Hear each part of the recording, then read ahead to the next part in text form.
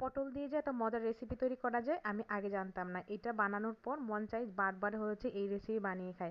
তো আপনারা একবার বানিয়ে খাওয়ার পর দেখবেন বারবারই ইচ্ছে করবে এই রেসিপিটা বানিয়ে খাওয়ার জন্য। প্রথমে কয়েকটা পটল খোসা ছাড়িয়ে তারপর খুব ভালো করে ধুয়ে নেবেন।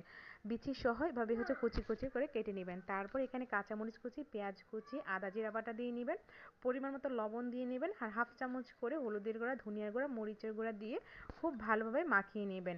একদম মাখিয়ে দেখবেন একটু পানি পানি ভাব হবে। তারপর এখানে আপনার মধ্যে 3 মুঠের মতো চালের গুঁড়ি দিয়ে নেবেন, যাতে যখন এই নাস্তাগুলো ভাজবেন তখন যেন খুব ক্রিস্পি হয় আর খেতে ভীষণই মজা লাগবে।